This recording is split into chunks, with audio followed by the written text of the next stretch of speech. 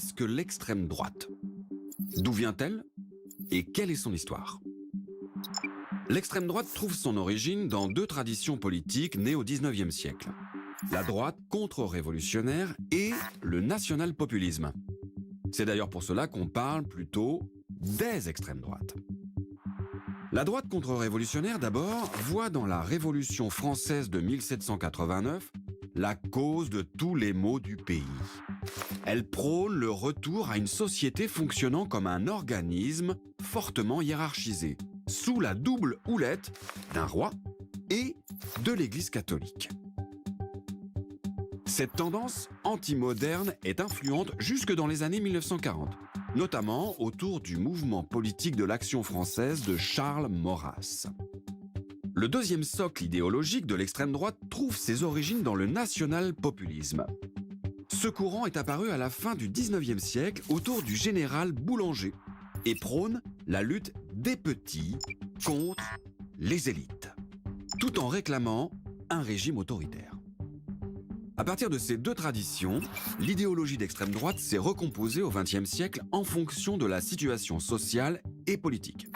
Lutte contre le communisme, Seconde Guerre mondiale, collaboration du régime de Vichy, guerre de décolonisation, mondialisation, évolution des mœurs.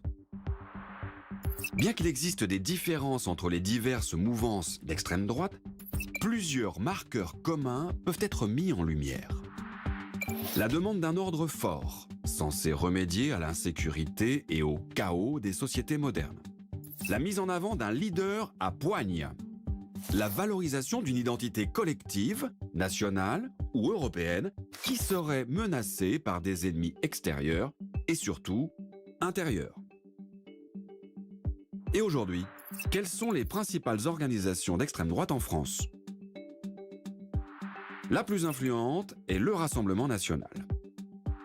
Ce parti, fondé en 1972, dans le but de fédérer les diverses mouvances de l'extrême droite, a réussi sous la direction de Jean-Marie Le Pen, puis de sa fille Marine Le Pen, à s'imposer comme un acteur majeur de la vie politique du pays.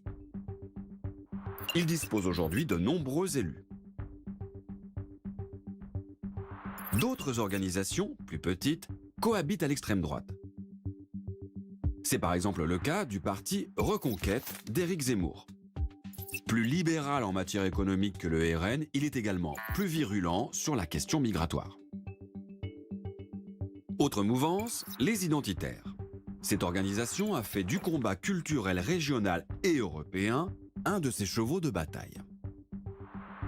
Si les sujets de controverse existent entre les différentes tendances d'extrême droite et leurs organisations, elles convergent généralement aujourd'hui autour de deux combats. L'hostilité à la société multiculturelle et le rejet d'une immigration qualifiée de masse. Les idées d'extrême droite s'imposent de plus en plus dans le débat public, notamment à cause du rôle joué par certains médias, associations ou organismes de formation qui contribuent à ce que les thématiques de l'extrême droite se diffusent dans la société.